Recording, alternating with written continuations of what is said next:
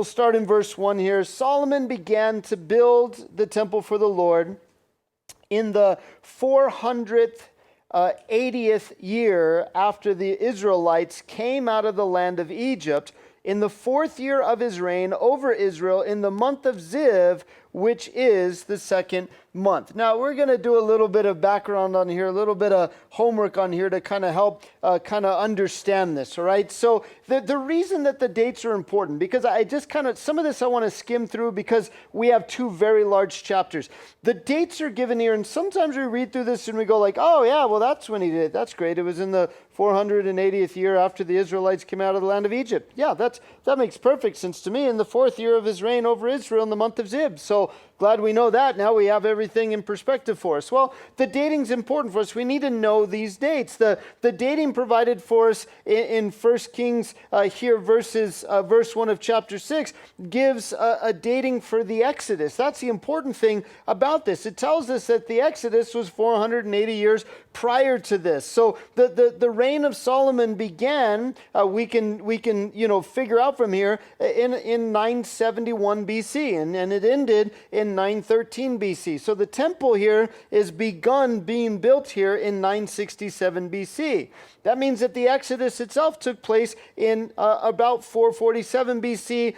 Some have a different number. There's a couple of different ways to look at this. One is looking at a 40-year, the other looking at a 25-year cycle, understanding there were 12 generations. But 1447 seems to be the year that actually that we know is probably right in line with history. And this is important to note because it allows us to look up the Egyptian dynasties and the pharaohs that lived during the time of Israel's time there. We're not doing that tonight, but I would encourage you, do a little bit of homework and look at this. This kind of helps. There's a fascinating movie that was made where they broke down all of that. That's available on Faith Life that you should look at, where it gives the whole timeline of the Exodus, shows you all the archaeological support for it, showing that there was a huge group of people that left Egypt at a certain amount of time, traveled through all the areas that you see listed there in Exodus, Leviticus, Numbers, Deuteronomy, and then entering into the Promised Land. So this dating is important for us because it goes to show that these things really did happen. These are factual events, not just the building of the temple, but the Exodus itself and the fact that the Israelites were slaves in Egypt, all of those sort of things. In 2 Chronicles, we find out, specifically 2 Chronicles 3, 1 and 2, we hear the date given again. Solomon began to build the house of the Lord in Jerusalem on Mount Moriah, where the Lord had appeared to David his father, at the place that David had appointed on the threshing floor of Ornan the Jebusite. Remember that, during that whole debacle of trying to set up a census he shouldn't have set up. He began to build in the 2nd month of the 4th year of his reign.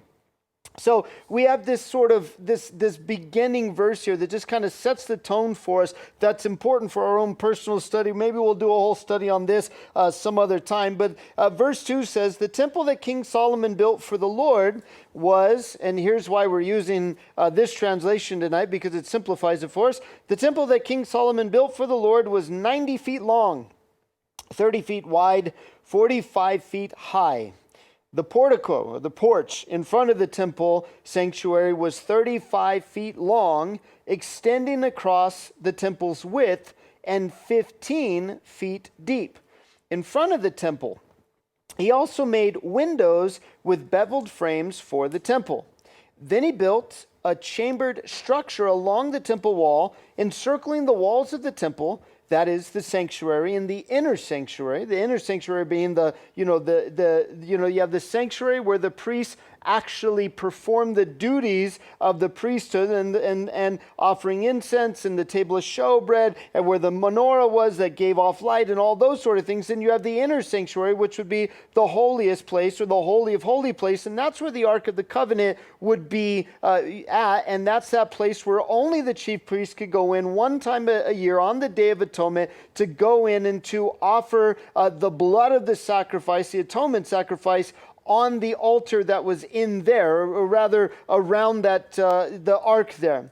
And so he made side chambers all around. The lowest chamber was 7.5 feet wide, the middle was 9 feet wide, and the third was 10.5 feet. So you have it staggering out with it being shorter on the inside and wider up on the top. He also provided offset ledges for the temple all around the outside so that nothing would be inserted into the temple wall. So remember that as we're sort of doing all this, David had already done the designing process for Solomon to build. This isn't Solomon's design. This is something that David did. We find it in 1 Chronicles chapter 28, verses 11 and 12. Then David gave Solomon his son the plan of the vestibule of the temple and of its houses, its treasuries, its upper rooms, its inner chambers, and of the room for the mercy seat. That's the Holy of Holy Place. And the plan of all that he had in mind for the courts of the house of the Lord, all the surrounding chambers, the treasuries of the house of God, and the treasuries for dedicated gifts. So the temple, we see about double the size of the tabernacle. Let's put up some of those. I don't know if I can get this to work or not. Is this working? This is still not working. Okay, so let's do this. This kind of helps a little bit. Here's an American football field, okay? This is the temple. Now, you have in here, the area inside of here is the place where only the priest could go in and minister. Only the priest could go in and minister to the Lord there, minister on behalf of the people there. We'll see a more detailed picture of this in just a second. But here's just kind of a very simplistic bird's eye view. You have the rooms and the storage rooms all around the outside. If you remember during the days of Nehemiah was upset because you had a pagan who had moved out stuff that was supposed to be a storage place for the house of the Lord, and he was living in there, if you remember that. So that was important because that's right on the outside walls of the temple. All right. So now here's the other thing. As we're looking at temples, keep in mind, you have the tabernacle that's built in the wilderness. Okay. You have a guy by the name of Bezalel who was going to be, the guy that was in charge of all the artistic stuff. We'll see sort of his counterpart at the end of chapter 7. But you have the tabernacle in the wilderness. Now you have the first temple built. Solomon's temple is the first temple built. There will be a second temple built as the children of Israel come back from Babylonian captivity. That's what we dealt with in the book of Nehemiah. And they build one that if you remember from reading Nehemiah, you remember from reading through Ezra, you look through that time in Israel's history, as they begin to build that second one, the generation that remembered the first, when they saw the second one being built, they cried. Because they said, essentially, this thing's a pile of junk in comparison to what we had before. But we were disobedient to the Lord, therefore there was 70 years of captivity in Babylon. Then you will have during the time of Herod's day, which is the New Testament time, the temple that was up during the days of Jesus, you have Herod's temple. So you have 3 different temples to look at. We're looking at Solomon's temple tonight. So you have this altar here, okay? This altar is essentially a giant barbecue grill. That's what this is for. This is for laying entire animals on there to sacrifice them, to cook them up, to offer that up to the Lord. You have this right here. This would be the bronze laver. This would be the place where you would go if you're a priest and you do a ritualistic washing before entering the temple to do your ministry. And then you have the basic courts. You have the outer court just outside here, and that's where the men could come in and they could worship from there. Then you have just sort of outside of that, and we'll see all this in a more detailed thing, but I'm trying to give you a bird's eye view. Then you have the court of the women. And then there would be outside of that a place called the court of the Gentiles, where a Gentile believer could come in and they could worship the Lord. So you have the upper court, the inner court. Basically, you have the temple, and then you'll have the Holy of Holies. And then we can see the next slide there. Is it showing up? There we go. Okay, so just keep this up when I go through, okay? What we're about to see as we get into chapter 7 in just a second, I don't want to show you this. Go to the next one. We have too many and I can't flip through with the thing. Okay. Oh, wait, is it working? It's working now. Yeah, you got it. I got it now. Okay. So, all right. When we get into chapter 7, we'll see far more detail here. We're going to see the pillars that are going to be made. We're going to see, here's the altar for burnt offerings. You're going to see on the inside that we're going to have, here we go. This would be the Holy of Holies. And there is a curtain here that is very, very thick, about 3 feet thick, that you can't pass through. These are the storage rooms, and you see how they kind of stagger off and they go up. You're going to see a bunch of different stuff there. So let me see which one I want. Okay, and then we'll see that last.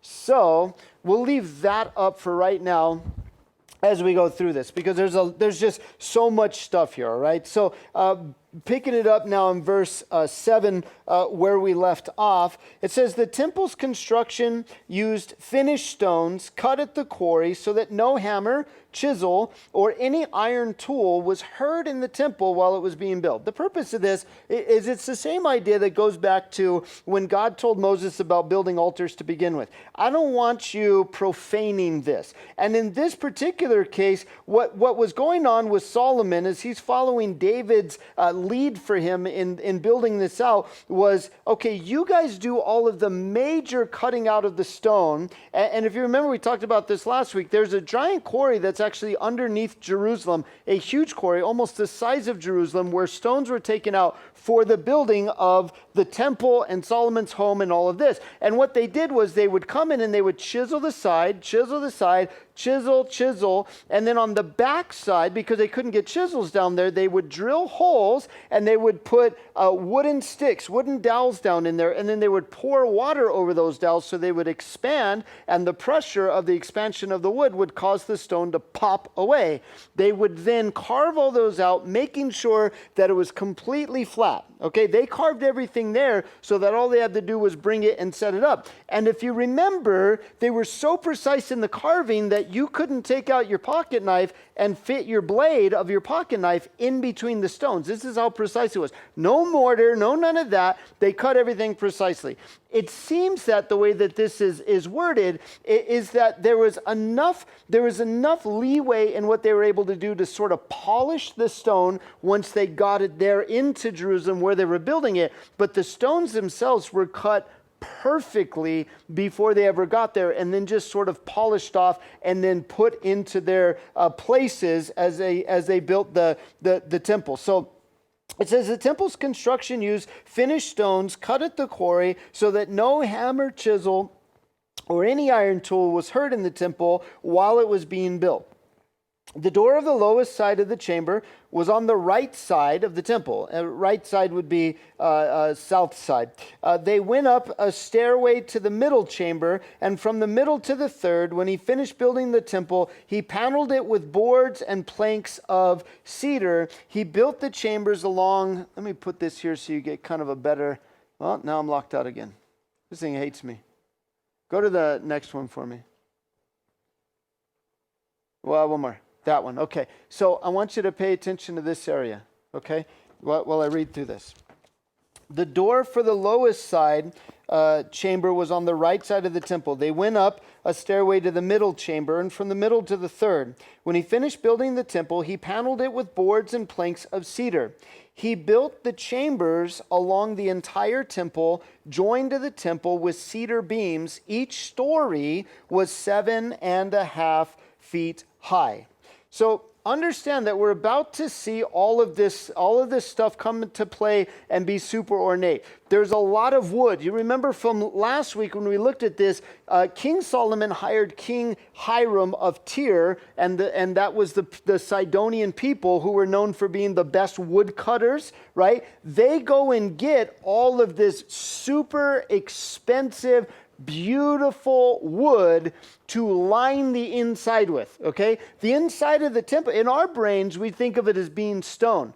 The inside was lined with cedar wood, and over the top of some of this cedar wood was going to be gold that was going to be hammered out, okay? Hammered out to something like foil consistency, about, very, very thin, and they would hammer that onto bits of this board. So you imagine when you walk into this place, just the incredible aroma of cedar wood all over the place, not to mention inside you have the altar of incense that's inside of there. Altar of incense is burning all the time because the altar of incense represents the prayers of the saints. You find that book of Revelation, it's the prayers of the saints rising up to the Lord. You're going to have, and we don't really cover all that in here, but inside of the temple, right, you have the menorah, right? You have the lamps lit, the menorah lamp that is lit there.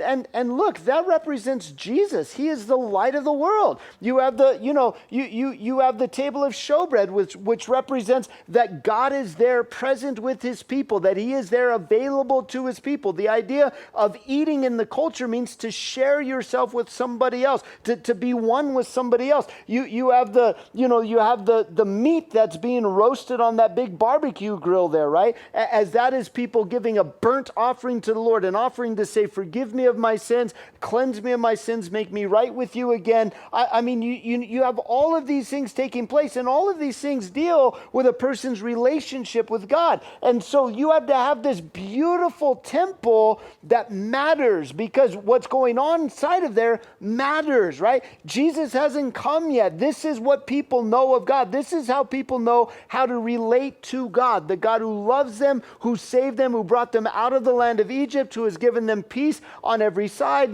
through David's hand, now that Solomon is king. Like, this is important to build this place. So notice how all of this, continues on here. Look at verse 11. It says, the word of the Lord came to Solomon. And here's what God said. As for this temple you are building, if you walk in my statutes, observe my ordinances, and keep all my commands by walking in them, I will fulfill my promise to you, which I made to your father David. I will dwell among the Israelites and not abandon my people Israel. Look, this is a continuation. God is saying, I'm going to continue doing what I said all the way back in the days of Moses. In Leviticus 26, verses 11 and 12, God said, I will make my dwelling among you, and my soul shall not abhor you. I will walk among you and will be your God, and you shall be my people. This is what God said when it came time to building the tabernacle. Now, you need to realize why this is important. No other God, little g, no other God of any other people ever promised to have a personal, intimate relationship with their people. None. Every other little g God, every other idol demanded that you did all kinds of things to try to get their attention and appease them and to keep your God from being mad at you, because the idea was if our God, little g, if our God's mad at us, there won't be rain and we won't have crops. If our God's mad at us, our wives won't get pregnant. If our God's mad at us. So there was this scare tactic to constantly be trying to appease an angry deity. God was different.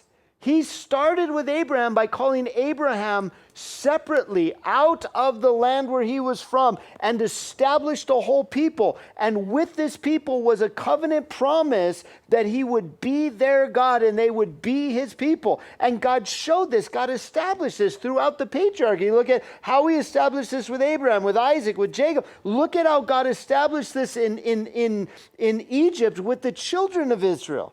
Look at the plagues in Egypt. Look at the way that God got his people across the Red Sea. Look at how God provided manna in the wilderness, how God provided water from the rock, how God provided victory over Jericho, over Ai, over Og, and all of these other kings, how God had his hand upon his people and was with his people and intervened in the day-to-day situations with his people and on top of that, the huge issues of his people. And here is this promise from God saying, I'll dwell among the Israelites and not abandon my people Israel. This is super important that we see this here. Now, look at how the rest of this chapter plays out.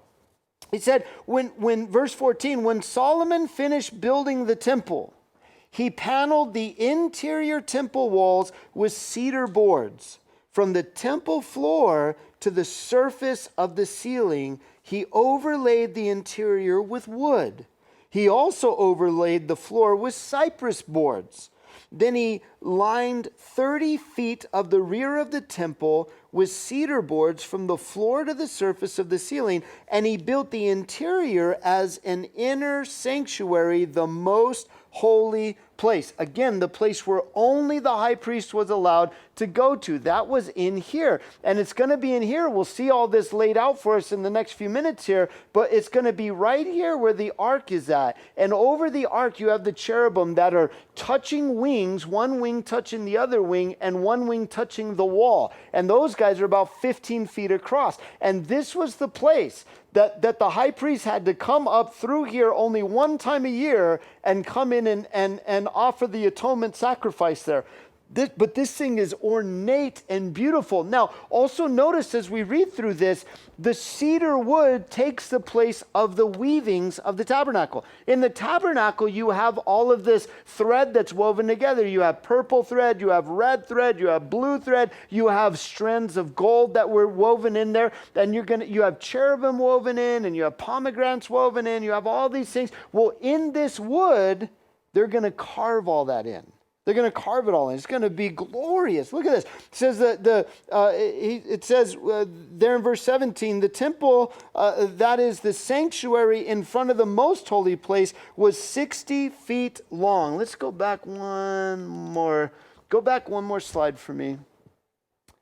Okay. Keep it there. That way you got a visual here. The temple that is the sanctuary in front of the most holy place was 60 feet long. The cedar paneling inside the temple was carved with ornamental gourds and flower blossoms. Everything was cedar, not a stone could be seen. Nobody's looking at that stone. Now here's the interesting thing about this. The stones were cut perfectly. The stones were polished like you could rub your hand across it and just like smooth like butter.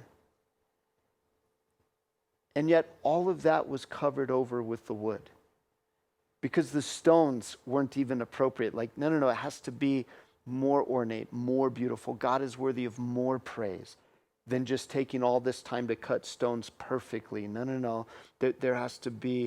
It has to be more beautiful because this is the place where the Lord dwells. This is the place where his presence is going to be experienced here. Verse 19 says, he prepared the inner sanctuary inside the temple to put the ark of the Lord's covenant there. That's the Holy of Holy place. The interior of the sanctuary was 30 feet long, 30 feet wide, 30 feet high. He overlaid it with pure gold. He also overlaid the cedar altar. Now here's an interesting thing about this. The Holy of Holies is a 30-foot cube. 30 feet, 30 feet, 30 feet. That's it. That's not that big.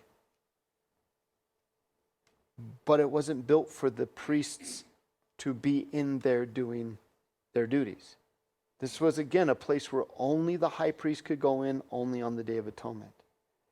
So for us, the concept of it just being 30 feet by 30 feet and 30 feet seems small to us. Also, when we look at the size of the actual, when we realize that back here is the Holy of Holies, and in here is the sanctuary, realize that the children of Israel never entered here. There's only priests that are in here. It's not like they had to build a big sanctuary for the millions of believers because the millions of believers were out here. This is where they came. The men gathered, the women gathered, the Gentiles gathered. It was only the priests that were in there.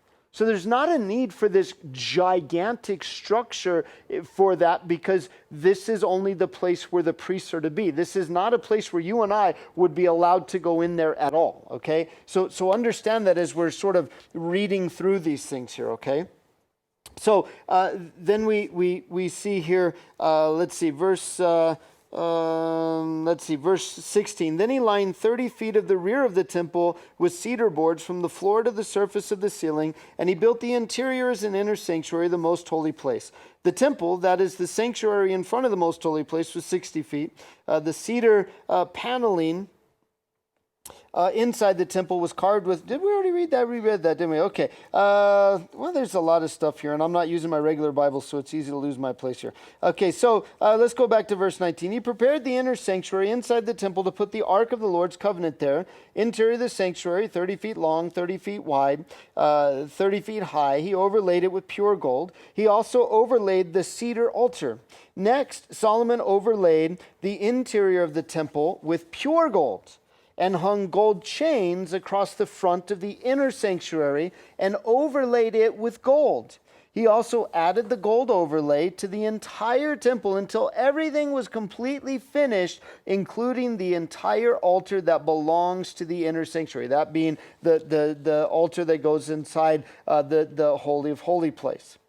In the inner sanctuary, he made 2 cherubim 15 feet high out of olive wood. One wing of the first cherub was 7.5 feet long, and the other was 7.5 feet long. The wingspan was 15 feet from tip to tip. The second cherub was also 15 feet. Both cherubim had the same size and shape. The first cherub's height was 15 feet, and so was the second cherub's.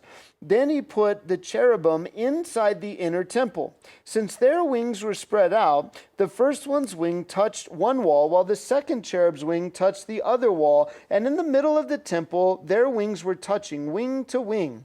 He also overlaid the cherubim with gold. You getting the picture here? Like, this is the place where the glory of the Lord would be. And this is important because every time we see God display a piece of his glory, every time we see God displayed in a sense on his throne, in the Old Testament and in the New, you always see these cherubim around the throne of God. You see it in Ezekiel, you see it in the book of Revelation, you see this picture here. These cherubim always accompany the throne of God. Verse 29 says that he carved all the surrounding temple walls with carved engravings. There's cherubim, palm trees, flower blossoms in the inner and outer sanctuaries. He overlaid the temple floor with gold in both the inner and outer sanctuaries. For the entrance of the inner sanctuary, he made olive wood doors. The pillars of the doorposts were 5-sided. This seems to be perhaps a folding style door. The 2 doors were made of olive wood. He carved cherubim, palm trees, and flower blossoms on them and overlaid them with gold, hammering gold over the cherubim and palm trees. In the same way, he made 4-sided olive wood doorposts. These are doorposts for the sanctuary entrance. The 2 doors were made of cypress wood. It seems that the cypress may have been a harder wood. The first door had 2 folding sides. The second door had 2 folding panels. He carved cherubim, palm trees, and flower blossoms on them and overlaid them with gold applied evenly over the carving, meaning they hammered it all out so that it was something like a foil and then hammered that over the top of the wood. He built the inner courtyard with 3 rows of dressed stone and a row of trimmed cedar beams, meaning very, very ornate, very beautiful. The foundation of the Lord's temple was laid in Solomon's 4th year in the month of Ziv. In his 11th year in the month of Bul, which is the 8th month, the temple was completed in every detail and according to every specification, so he built it in 7 years. All of the exotic gold, all of the wood, the woods, the gold, all of that, it was a reminder of the holiness of God who is worthy of all praise and all worship. It is important. Now, all of this took 7 years. Now, I want you to notice something, okay? The writer made it a point to make a distinction between the end of what we just read in verse 6 and the very first verse of verse 7. Of chapter 7. In verse 6, it says, so he built it in 7 years. The temple was built in 7 years. Look at verse 1 of chapter 7. Solomon completed his entire palace complex after 13 years of construction. Did you catch that? How long did it take to build the temple? How long did Solomon take to build his own personal complex? Okay, you have to realize that this is written in such a way in the Hebrew to draw the reader to a clear distinction.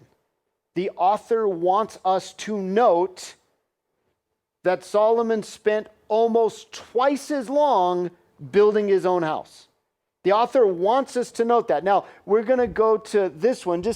We'll keep it here, and I want you to note that as we go through this, in fact, here's the deal here. Here's King David's palace, the city of David.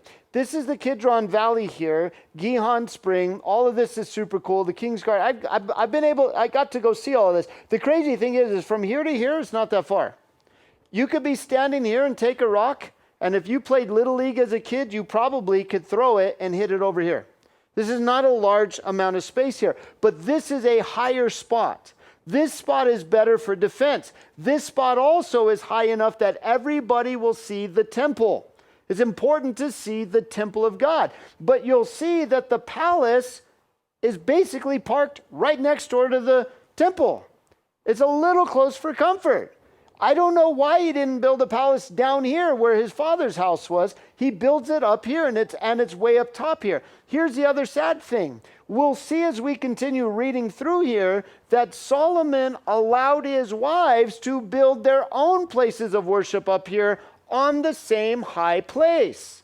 Okay, this is bad. He builds a wall around it and all that to secure it, but this is bad. So we're about to see how this whole thing's going to be laid out as we read through this. Notice in the first 12 verses, we're going to see all of this stuff built. And then from verse 13 on, we'll see this being furnished on the inside. But you're going to see what's called the house of the forest of Lebanon. This place, as we're about to read, is so ornate, so much wood, way more of this cedar wood put inside of this than there was in the temple of God. So much so that it got named after the place where all the wood came from, the house of the forest of Lebanon. Then you're going to see Solomon's house. You're going to see the place where the courtroom was for Solomon to be, and then you'll see Pharaoh's wife's house, the daughter of Pharaoh there, and how you had to go through all of this to see how much of a grand ruler Solomon was before you could get to the place that you needed to be to worship the Lord. We've already seen, and this has to be stated before we read through this because I got to try to go a little faster through this part. We've already seen the slippery slope that Solomon has placed himself on. We've already seen that he has already broken all the rules. He's already multiplied horses, multiplied wives, multiplied money. All the things that God said, when you have a king, don't let your king multiply these things. We've already seen that he has taken on wives that he shouldn't be taking on. And we already know that he is going to end up with 300 wives and 700 concubines. He has become and will become an egotistical maniac. He's becoming a man who is far more concerned with his own personal glory than with the glory of God. And we know this because he's going to end up worshiping all of these little g gods from all of his wives that they bring in, which was the warning about why you shouldn't multiply wives to begin with, why you shouldn't be marrying outside of the people, and why you shouldn't be marrying those who worship other gods. So it's really interesting here that it says Solomon completed his entire palace complex after 13 years. And again, it's important that it's here. Now, one little thing that I thought of as I was looking at this, the interesting thing about this verse and the fact that it's written in such a way to prove, to show the reader, hey, Solomon spent about twice as long on his own place than he did on the Lord's place. Well, the interesting thing about it is that I have seen and heard plenty of Christians who look at this and get upset about this. They get upset about Solomon spending twice as much time building out his own palace, his place of comfort and recreation, his place to display, his glory and his wealth and all this stuff. But the truth of the matter is oftentimes those same Christians do the same thing in their own lives in multiple ways, giving half as much to their relationship with God and twice as much on their own comforts and their own recreation. We got to be careful that when we read these things, we don't go like, man, that's stinking Solomon, right? Well, that stinking Solomon is only, you can only say that if you looked in the mirror and discovered that that's not you. Like, yeah, make sure that the plank is removed from your own eye before you point out the speck in your brother's eye. So it's one of those like kind of heart check verses. So look at how we see the palace complex built here, verse 2 through 12 here. It says he built the house, the house of the forest of Lebanon. Okay, and again, it's much larger. There's much more cedar. It's so much cedar that it's built after. In fact, you're going to see, you see all of these little deals right here. Those are a bunch of trees set up as pillars, right? So that when you walk through that place, you feel like you're inside of a forest, all right? And that's done to show, how wealthy Solomon is. So he built the house of the forest of Lebanon. It was 150 feet long. It's already bigger than the temple. It's 75 feet wide and 45 feet high on 4 rows of cedar pillars with cedar beams on top of the pillars. It was paneled above with cedar at the top of the chambers that rested on 45 pillars, 15 per row. There were 3 rows of window frames facing each other in 3 tiers. All the doors and doorposts had rectangular frames, the openings facing each other in the 3 tiers. He made the hall of pillars 75 feet long and 45 feet wide. A portico or a porch was in front of the pillars, and a canopy with pillars was in front of them. He made the hall of the throne where he would judge. That would be the place where you would come in and, he would hold court, if you will. The hall of judgment. It was paneled with cedar from floor to the rafters. Solomon's own palace, where he would live in the other courtyard behind the hall, was of similar construction, and he made a house like this hall for Pharaoh's daughter, his wife.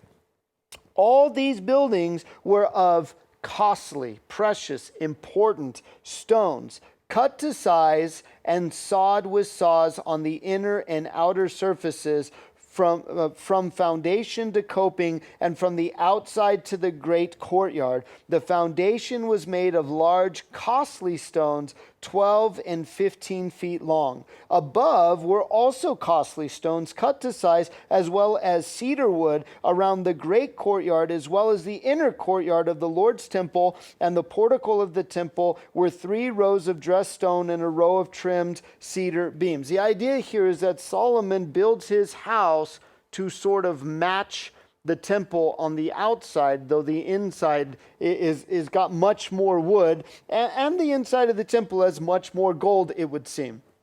Now, in chapter 10, we'll find out that this place that he builds here, this hall that he builds here, it's going to have 500 gold shields that's going to be placed inside of it, according to 1 Kings chapter 10, verses 16 and 17, which we won't read tonight because of time. And then in Isaiah chapter 22, as the prophet Isaiah gives a warning about the destruction of Jerusalem, we're going to find out that this was a weapon storage area. It was an armory that was laid, that was built to house all the weapons. So look now at verses 13 and 14.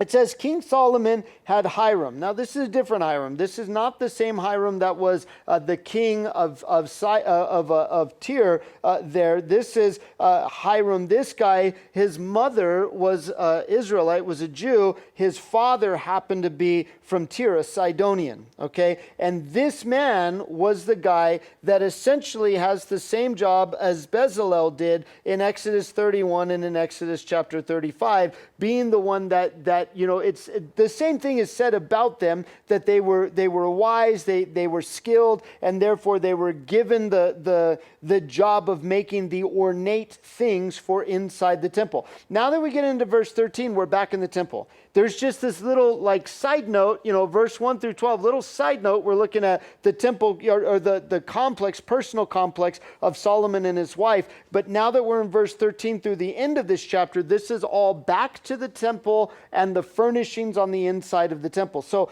here's the man responsible for building those things. King Solomon had Hiram brought from Tyre. He was a widow's son from the tribe of Naphtali, and his father was a man of Tyre, a bronze craftsman. Hiram had great skill, understanding, and knowledge to do every kind of bronze work, so he came to King Solomon and carried out all his work. Here's what he built. Now, let's see. That one gives us a little more ornate, probably. Yeah.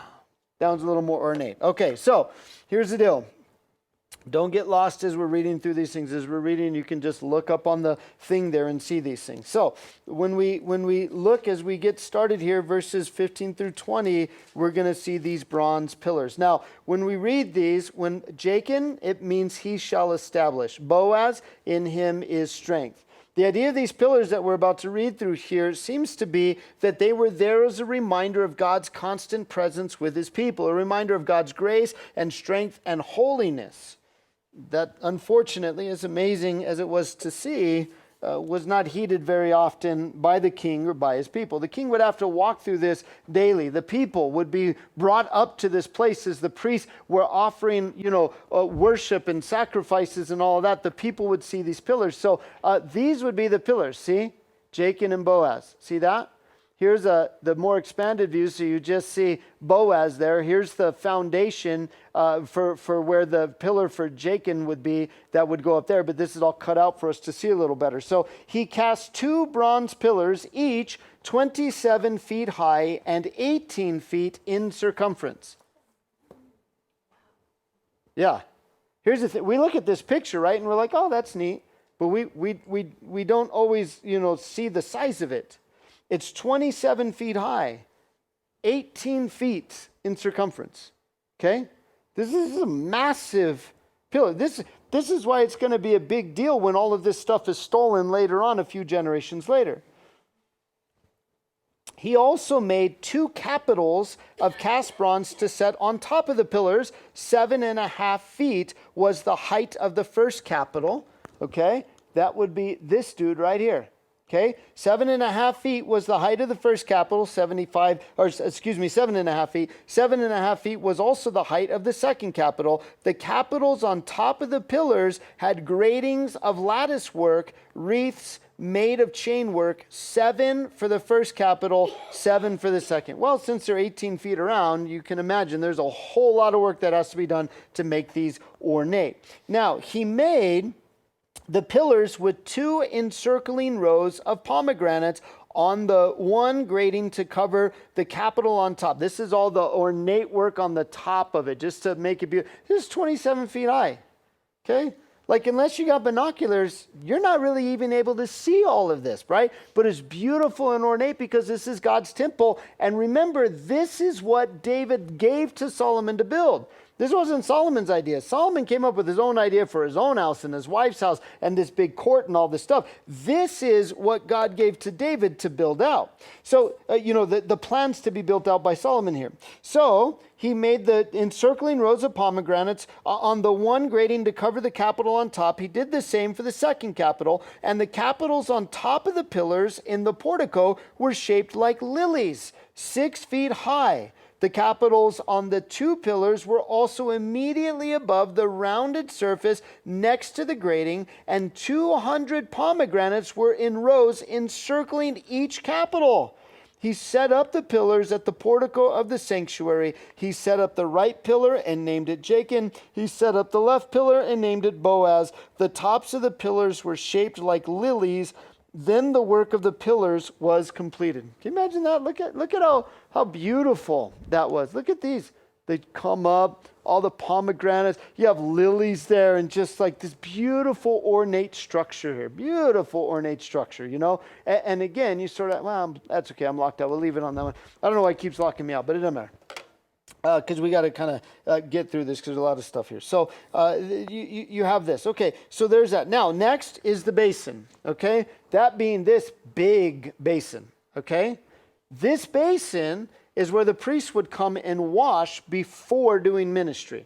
Okay, it's important that they would wash. But on top of that, if you remember, think back to the book of Exodus as we see the tabernacle being built.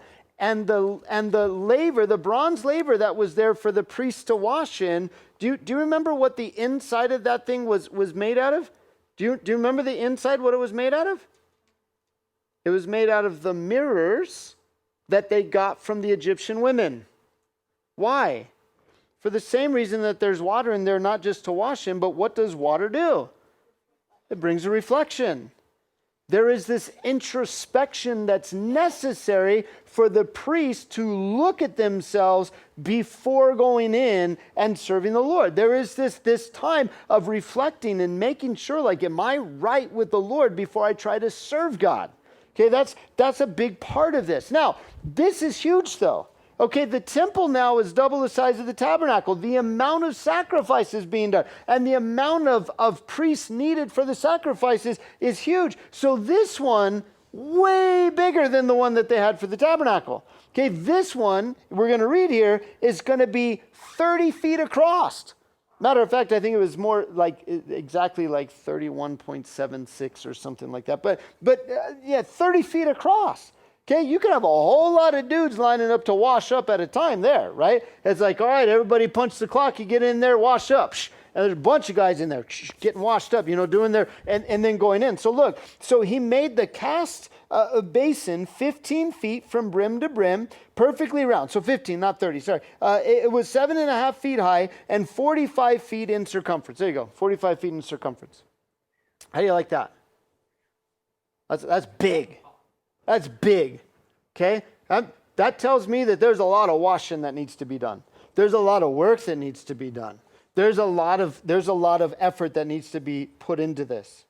Now, ornamental gourds encircled it below the brim, 10 every half yard, completely encircling the basin. The gourds were cast in 2 rows when the basin was cast. It stood on 12 oxen. So underneath that, you see these little dudes here? These are 12 little bulls underneath that this is setting on top of. Those bulls carrying the load of this. 3 facing north, 3 facing west, 3 facing south, 3 facing east. The basin was on top of them, and all their hindquarters were towards the center. The basin was 3 inches thick, and its rim was fashioned like the brim of a cup or of a lily blossom. It held 11,000 gallons. That's a swimming pool, right? That's swimming pool size.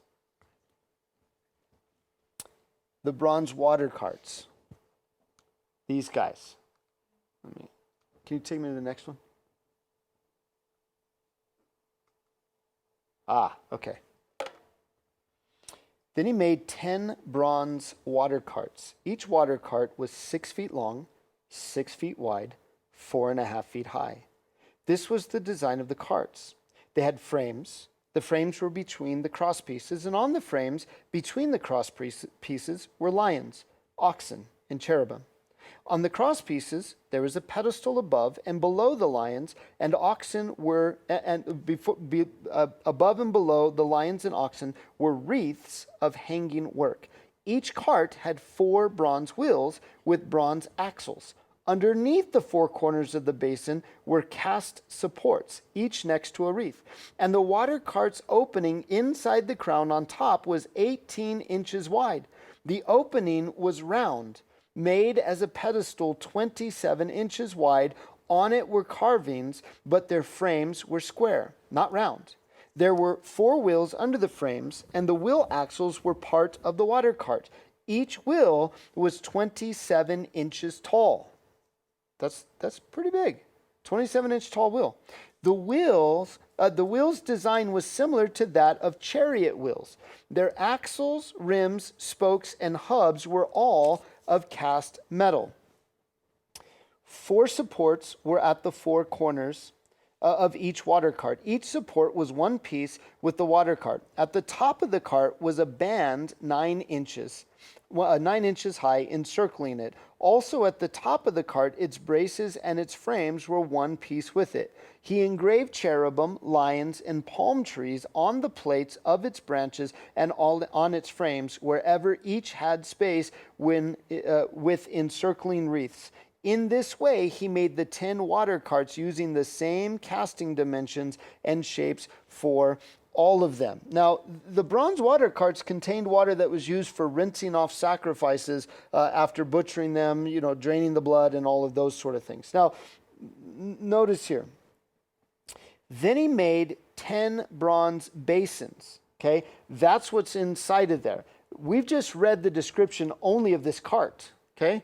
Now we're going to read the description of the basin. Now the basins themselves, you realize these 10 small basins that go inside of these 10 carts really is just the smaller mobile version of the larger basin that we read about. The large basin is for the priest to wash in. The smaller basins is for washing off the sacrifices, okay? So then he made 10 bronze basins. Each basin held 220 gallons. Can you imagine being the priests that were responsible for wheeling these things around?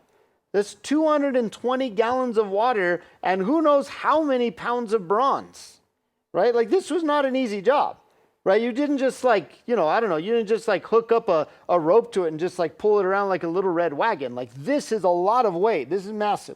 So then he made 10 bronze basins. Each basin held 220 gallons and each was 6 feet wide.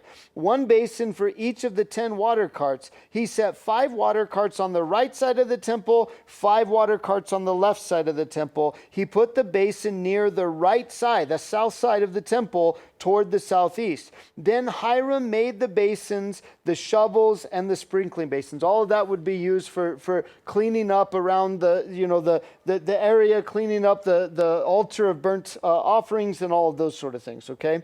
Now, as we get to the end of the chapter here, and we'll just sort of read through this pretty quickly here.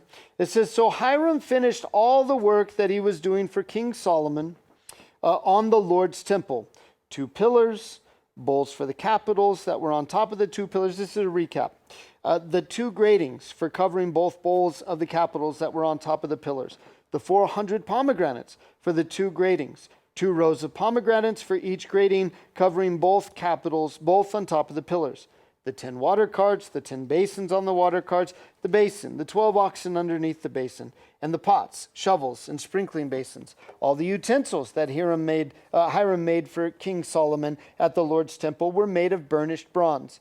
The king had them cast in clay molds in the Jordan Valley between Succoth and Zarethan.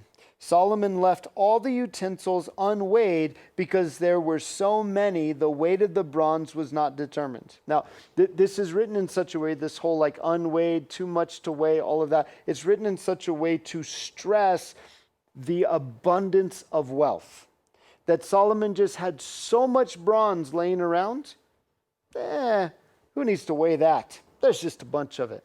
There's this sort of thing about it, the way that it's written here, is just to go and to further display the wealth of the kingdom and the wealth of King Solomon. Now, here we go, verse 48 down to the end of the chapter so we can clean it up here. You'll notice that Hiram gets the credit for all the bronze work while Solomon gets the credit for the gold work, though I am certain that Solomon was not out there actually pounding out gold and all this sort of stuff. There's just the credit gets given to Solomon.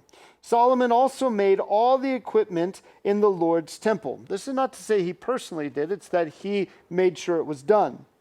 The gold altar, the gold table that the bread of the presence was placed on, the pure gold lampstands in front of the inner sanctuary, that's the menorah, 5 on the right, 5 on the left, the gold flowers, lamps, and tongs, the pure gold ceremonial bowls, wick trimmers, sprinkling basins, ladles, and fire pans, and the gold hinges for the doors of the inner temple, that is the most holy place, and for the doors of the temple sanctuary. This is just sort of recapping all the stuff that was made and how there were specific things that were made just of gold for the inside of the sanctuary itself.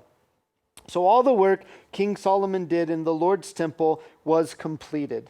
Then Solomon brought in the consecrated things of his father David, the silver, the gold, and the utensils, and put them in the treasuries of the Lord's temple. That would be those outer storage rooms that were there. So there you have it. There is the building of the construction of the temple, of the personal area that King Solomon lived in, and then the inside and all the ornate work and all of that. So I'm glad we got through that, because next week, chapter 8, we get to finally see the dedication of the temple, and some really, really profound things will take place in that section next week. So congratulations, you made it through. I can tell you that I was not, I was telling Leanna before coming here, like, man, this is going to be hard. All these list of things, I could tell you as a Bible teacher, it's not a whole lot of fun for me to read 100 verses of lists, right? Like that's not the most exciting thing in the world, and that's why it's not so fun to teach, right? Because it's like you're trying to give factual information to the church, to the congregation, and at the same time try to pull out little tidbits of stuff at the same time, right? Like it's a challenge. Next week we get to finally get in and see some beautiful interaction between Solomon and the Lord and what God has to say. And so really looking forward to that. So Father, we thank you for loving us, for caring for us, Lord. We thank you, God, for having your hand upon us this night, Lord. I do pray, God, that between the reading, the minor bits of explaining and the images and all of that, Lord, that we were able to walk away with a better understanding of what the temple looked like, of the heart of Solomon, and perhaps of our own hearts before you, Lord. God, I pray that as we leave this place, that you would speak to us even further than what time allowed us to cover tonight. As we leave this place, you would get us to our homes safely, that you would give us good rest, Lord. We would wake up refreshed in the morning, ready to seek after you, ready to be in your presence, ready to be in your word, Lord, ready to worship you. God, we just love you so much, and we look forward to what you're continuing to do in our lives, God. We look forward to the things you even have planned for us individually this week. We look forward, God, to the things that you'll do with the women on Saturday, Lord, with the things you'll do with us on Sunday in the study of your word there in 2 Timothy, and even helping us to arrange things coming up in our servants meeting Sunday after church, Lord. We just love you, God. We thank you that you don't save us and abandon us, but that you save us and are constantly with us, Lord. You do not leave us or forsake us, Lord. We thank you for that, and we love you, Lord. And we ask all this in Jesus' name. Amen. Amen. All right. Well, the Lord bless you guys and keep you. You made it through 2 more chapters. You are dismissed.